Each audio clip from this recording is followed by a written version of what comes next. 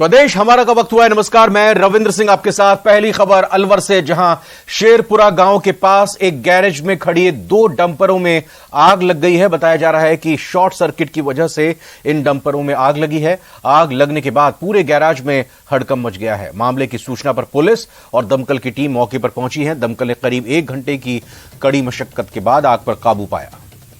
तो इन तस्वीरों में आप देख सकते हैं कैसे धू धू कर ये डंपर जल उठे और आग बुझाने में कड़ी मशक्कत का सामना करना पड़ा। यहां दमकल कर्मियों को। खड़े हुए डंपर थे और अचानक इनमें आग लग गई। आग लग रही कैसे, इसका कारण क्या है, ये फिलहाल नहीं पता चल पाया है। अलवर के शेरपुरा गांव के पास एक गैरेज है, जहां पर इस गैराज में 2 डंपर खड़े हुए थे। अचानक शॉर्ट सर्किट बताया जा रहा है, हालांकि वजह कि शॉर्ट सर्किट के कारण इन डंपरों में आग लगी। आग लगने के बाद पूरे गैरेज में हड़कंप मच गया, अफरा तफरी मच गई।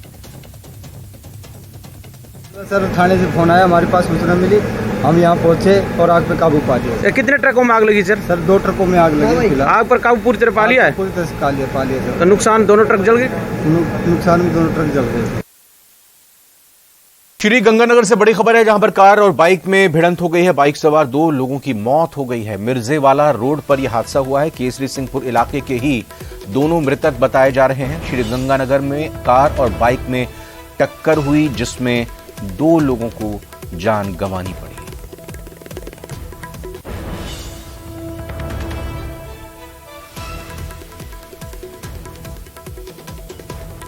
केसरी सिंहपुर इलाके के ये दोनों ही मृतक बताए जा रहे हैं। तेज रफ्तार कार और बाइक में ये भिड़ंत हो गई और दोनों ही युवक जो बाइक पर सवार थे उन्हें जान गंवानी पड़ी।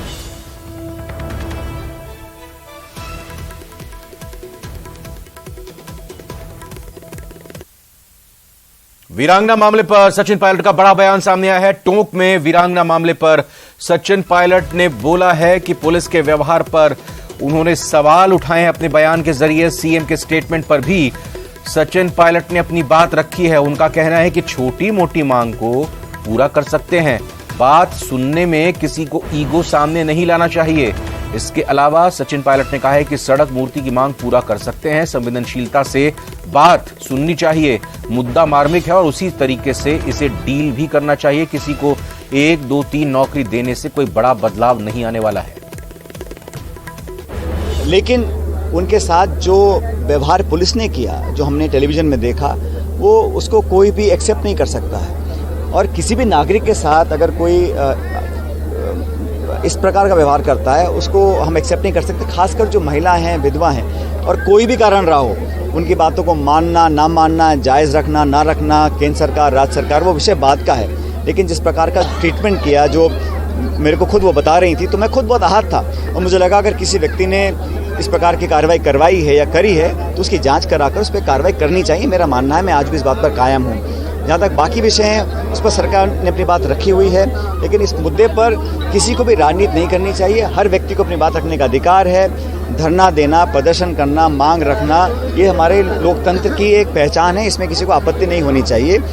लेकिन आज भी मैं मानता हूँ कि अगर कोई छोटी मोटी मांगे हैं, किसी की सड़क का है, 4 दीवारी का है, मूर्ति का है, उस काम को हम पूरा कर सकते हैं। क्योंकि देश में ऐसा मैसेज नहीं जाना चाहिए कि वीरांगनाओं की बात हम सुनने को भी तैयार नहीं है। बात सुनना, मानना ना मानना तो बात की बात है, लेकिन बात को सुनने में किसी को अपनी कोई ईगो सामने नहीं लानी चाहिए। किसी को भी, कोई भी व्यक्ति हो। मेरे घर आई, वो अचानक आ गई, मैंने कहा बैठिए, उनकी बात सुनी। थोड़ा वो, जैसे मैं कहा, भावुक थी, उनकी बात को मैंने सुना। देखिए, महिला हैं, भावुक हैं, उनकी मानसिक स्थिति क्या होगी, क्या उन पर बीती होगी, तो बड़ी संवेदनशीलता से उनकी बातों को हमने सुनना जाना चाहिए था और जो पॉसिबल है बताना चाहिए था। अगर नहीं भी करना है तो उनको बैठकर समझाने का काम अगर किया गया होता, मैं समझता हूँ एक बेहतर तरीके से मामले को निपटाया जा सकता था।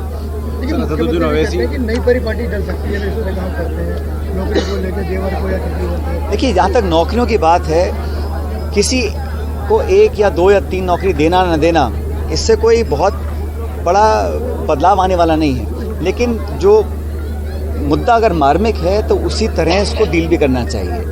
हम किसी को कुछ ना भी देना चाहें या समझाना चाहें तो बैठकर, मिलकर, इत्मीनान से, संवेदनशील होकर समझाएं तो मामला बहुत बेहतर बन सकता है। और मुझे नहीं लगता कि इसमें बीजेपी, ये कांग्रेस, जनता दल इस प्रकार की बातें करनी चाहिए, क्योंकि ये देश जो है ये किसी एक दल का, एक सरकार विपक्ष का नहीं है। ये पूरे भारतवासियों का देश है और हमारी जो फौज है वो पूरे देश को प्रोटेक्ट करती है। और हमारे जो सैनिक सरहद पर खड़े हैं, जो गोली खा रहे हैं, आज खाने को तैयार हैं बर्फ़ में, जंगल में, रेगिस्तान में, वो किसी जाति, धर्म, समुदाय, पार्टी, विचारधारा के नहीं है, वो पूरे भारतवर्ष के लिए खड़े हैं। तो उनके मान सम्मान में हमें कहीं कमी आनी नहीं होनी चाहिए और ऐसा लगना भी नहीं चाहिए। और अगर किसी ने कुछ गलतफहमी है या कुछ ज़्यादा कोई मांगने की बात भी करता है तो बैठ के शांति से समझाया जाता पहले, तो मैं समझता हूँ इस पूरे मसले को एक बेहतर तरीके से।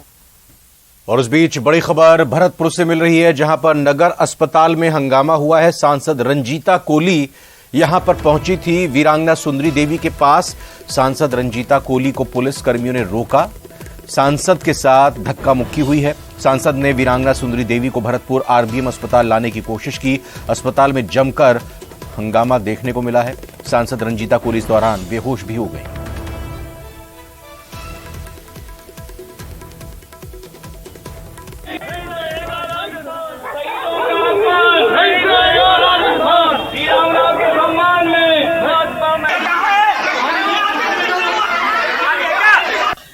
जिस तरीके से आज सुंदरावली गांव की सुंदरी, उसको लेकर के यहाँ जो तबीयत खराब के लिए एडमिट कर रखा, उसको मैंने खुद पूछा कि आपको तबीयत खराब हुई है? उन्होंने खुद बोला कि मैडम मेरी कोई तबीयत खराब नहीं है, मुझे कुछ भी नहीं हुआ, आप मुझे अपने बच्चों के पास लेके जाइए। मैंने रिक्वेस्ट करी कि मैं बहन को इनके बच्चों के पास छोड़ती हूँ, क्योंकि वो काफी दिन से यहाँ पर जो इन्होंने बंदिक बना के रखा है, ये बहुत सरासर गलत है। रिक्वेस्ट करने के बाद भी जिस तरीके से मैं लेके गई थी, इन्होंने मेरे ऊपर जो एक हमला करा कि मुझे पकड़ना, और हाथ में भी मेरी लगी है और चैन भी मेरी गिर गई है, और एक लेडीज को इस तरीके से नहीं पकड़ सकते आप। मुझे छोड़िए, जो हमारी देश में वीरांगनाओं को सम्मान करते हैं, राजस्थान में सभी जगह वीरांगनाओं को सम्मान करते, उनके हाथ को पकड़ते और इस तरीके से खींचा कि ये। और किरोड़ीलाल मीणा मामले में जयपुर से एक बड़ी अपडेट है। बीजेपी के प्रदेश अध्यक्ष सतीश पूनिया ने किरोड़ीलाल से मुलाकात की है। एसएमएस अस्पताल में किरोड़ीलाल मीणा का हालचाल जाना है, तो किरोड़ीलाल मीणा से मुलाकात करने के लिए सतीश पूनिया पहुंचे। आज लगातार जब से किरोड़ीलाल मीणा एसएमएस अस्पताल में भर्ती हुए हैं, बीजेपी के नेताओं का उनका हालचाल जानने का सिलसिला जारी है। और इसी बीच सतीश पूनिया पहुंचे, ये वहीं की तस्वीर, अस्पताल में मिलकर उनका हालचाल जाना और अपडेट किरोड़ीलाल मीणा कोई मसला उठता है तो सरकार की नैतिक जिम्मेवारी होती है कि उसके बारे में ठीक तरीके से संज्ञान ले और सकारात्मक रूप से कम वार्ता करे और समाधान की दिशा में जाए। ये हठधर्मिता है कि उन्होंने कब जांच की, कब उसके बारे में तहकीकात की, कब किस जिम्मेवार व्यक्ति ने बात की, और मुख्यमंत्री को इस बात से परहेज क्यों होना चाहिए, क्योंकि मसला वीरांगनाओं का भी था और एक सांसद से सीधे जुड़ा था।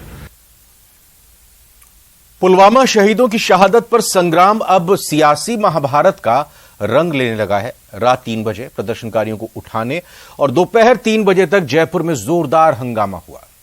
किरोड़ी को पुलिस ने हिरासत में ले लिया, फिर तबीयत बिगड़ने पर एसएमएस अस्पताल में भर्ती करवा दिया और अब बीजेपी ने कल इस मामले में बड़ा आंदोलन करने का ऐलान किया है।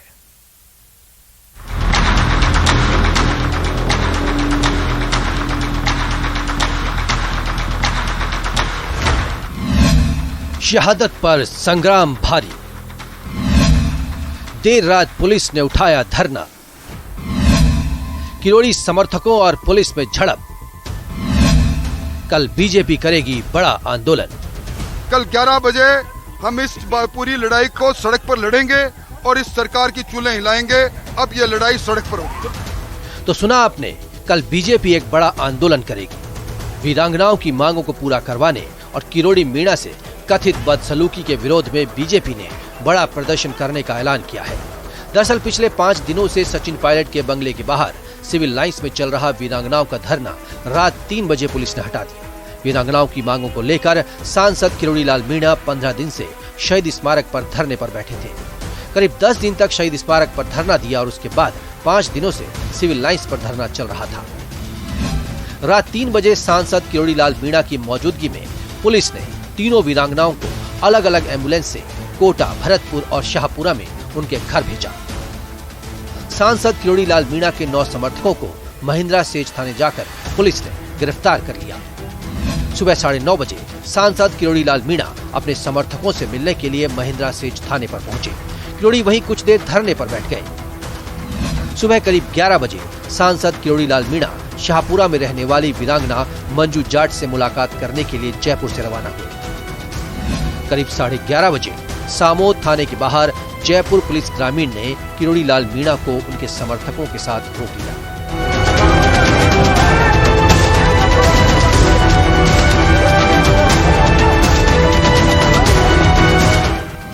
करीब 1 घंटे तक चले हंगामे के बाद पुलिस ने किरोड़ी लाल मीणा को हिरासत में लिया।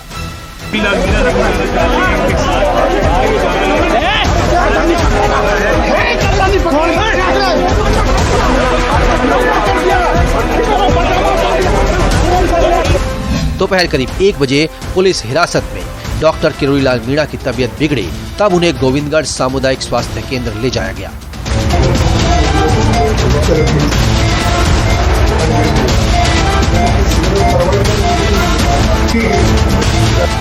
दोपहर करीब 2:30 बजे किरोड़ी लाल मीणा को गोविंदगढ़ से SMS हॉस्पिटल के लिए रेफर कर दिया गया।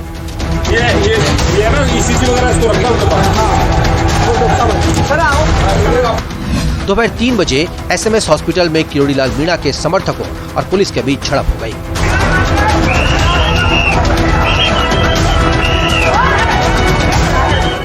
वहां जोरदार हंगामा हो गया।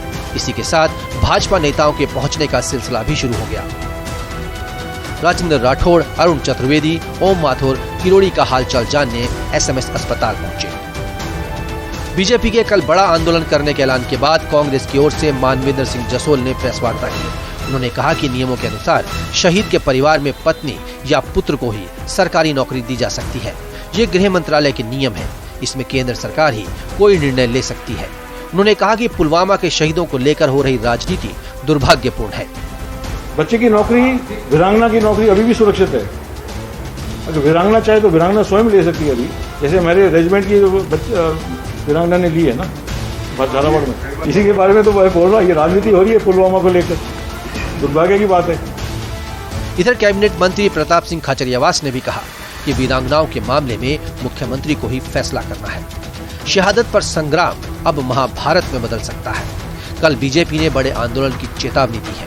सरकार के लिए निश्चित ही ये एक बड़ी चुनौती साबित होने वाली है। Bureau report, news 18 Rajasthan. Jaipur में पिछले 12 दिनों से चल रहे वीरांगनाओं के धरने को रात 3 बजे जयपुर पुलिस ने जबरदस्ती खत्म कराया।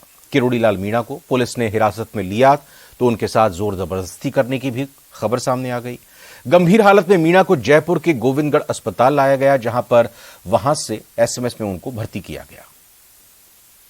ये मिली थी, इंटेलिजेंस इनपुट ये थे कि ये वहाँ जाएंगे और वहाँ जाने के बाद कानून व्यवस्था बिगड़ सकती है, इसलिए हमने सामोद थाने के बाहर उनको रोका, उनसे बातचीत की, समझाइश का प्रयास किया, लेकिन उन पुलिस के लोगों के साथ थोड़ी धक्का मुक्की हुई और काफ़ी देर समझाइश के बाद जब नहीं डिस्पर्स हुए, सड़क के बीच में बैठने लग गए, तो हमने धारा 129 का प्रयोग करते हुए उनकी गिरफ्तारी नहीं की, उनको सिंपल डिस्पर्स किया। जब उनको डिस्पर्स गाड़ी में बिठा के, पुलिस की गाड़ी में बिठा के जब छोड़ने जा रहे थे, उन्होंने अपनी तबीयत खराब होना बताया, जिस बाबत गोविंदगढ़ हॉस्पिटल उनको दिखाया, जहां से उनको जयपुर SMS रेफर किया गया।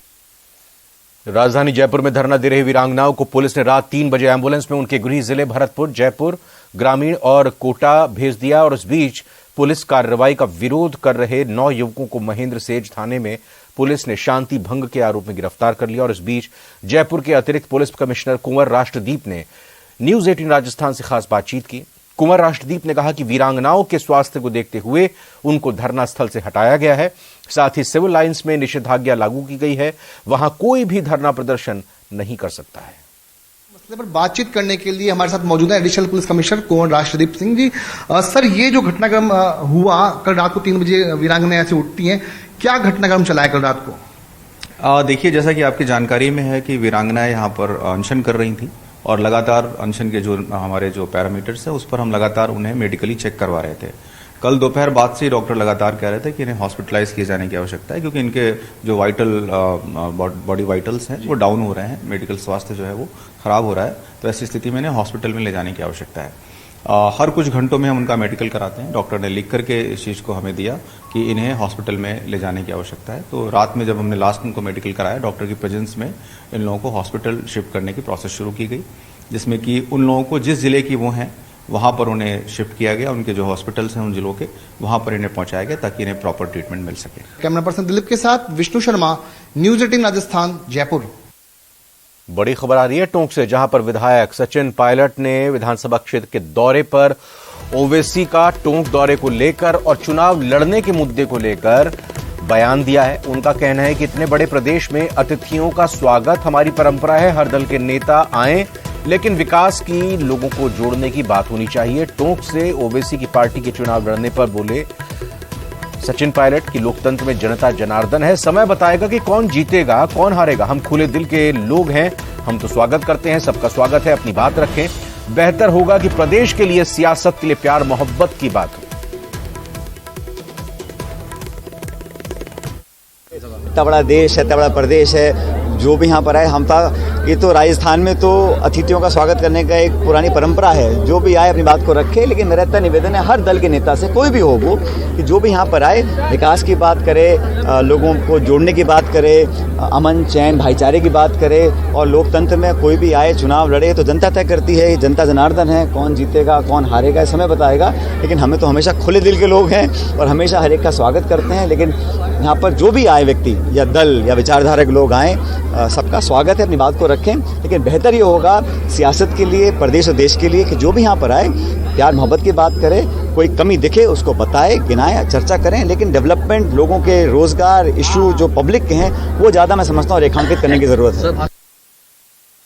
भरतपुर से बड़ी खबर है, जहां सांसद रंजीता कोली धरने पर बैठी हैं। सांसद रंजीता कोली ने पुलिस पर दुर्व्यवहार का आरोप लगाया है। वीरांगना सुंदरी देवी को नजरबंद करने का भी उन्होंने आरोप लगाया है। पुलिस अधीक्षक और सांसद कोली के बीच इस बीच वार्ता हो रही है, बातचीत हो रही है अभी तक, लेकिन सहमति नहीं बन पाई है। वीरांगना सुंदरी देवी से मिलने सांसद गई थी नगर अस्पताल में और सांसद के साथ यहां धक्का मुक्की हुई। सांसद से लिपट कर सुंदरी देवी रोने लगी, कहा मुझे यहां से लेकर चलो। जब सांसद रंजीता कोली उन्हें वहां से लेकर आने लगी, तभी पुलिस ने उन्हें रोक लिया। पुलिस के रोकने पर धक्का मुक्की हुई। धक्का मुक्की में सांसद रंजीता कोली नीचे भी गिर पड़ी।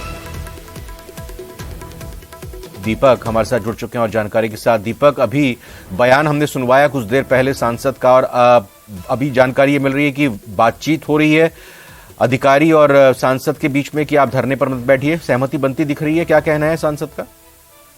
देखिए, इस पूरे मामले में अपडेट ये है कि सांसद रंजीता कोली ने कड़ी धक्का मुक्की के बीच अंदर जो वीरांगना मौजूद थी सुंदरी देवी, उससे मुलाकात की थी, और इस दौरान सुंदरी देवी जो वीरांगना है वो सांसद रंजीता कोली से लिपट कर रोने लगी। उसने कहा कि मुझे आप यहाँ से ले चलो, मुझे नजरबंद करके यहाँ पर एक तरह से रखा हुआ है। उसके बाद जब सांसद रंजीता कोली उसे बाहर लेकर के आने लगी, इसी दौरान पुलिसकर्मियों से उनकी धक्का मुक्की हुई और उसके बाद सांसद रंजीता कोली वहीं पर धरने पर बैठ गई बीजेपी कार्यकर्ताओं के साथ। उसके बाद पुलिस अधीक्षक श्याम सिंह वहां पर मौके पर पहुंचे हैं और अब लगातार वार्तालाप जारी है। समझाइश का जो दौर है पुलिस के द्वारा वो किया जा रहा है, लेकिन सांसद रंजीता कोली के साथ अन्य जो बीजेपी नेता हैं वो अभी भी वहां पर धरने पर बैठे हुए हैं। उनका कहना है कि आप जो वीरांगना सुंदरी देवी है उसको अस्पताल से छुट्टी दीजिए। उन्होंने कहा है कि वो किसी भी तरह से बीमार नहीं है। एक तरह से पुलिस ने उनको नजरबंद करके अस्पताल में रखा है।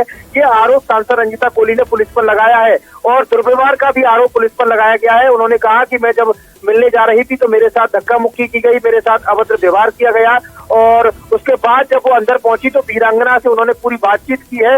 लेकिन अब ये माहौल जो है वो गहमा गहमी का बना हुआ है। फिलहाल पुलिस प्रशासन द्वारा लगातार समझाइश की जा रही है कि आप ये धरना समाप्त कीजिए और आपकी जो बात है उस पर जो आगे के विचार है वो किए जाएंगे। लेकिन अभी तक पूरे मामले में कोई सहमति नहीं बनी है। लगातार दोनों तरफ से वार्तालाप जो है वो अभी चल रहा है। नगर अस्पताल में ही पुलिस प्रशासन और बीजेपी सांसद रंजीता कोली। दीपक, आपका फिलहाल बहुत बहुत धन्यवाद इस जानकारी के लिए।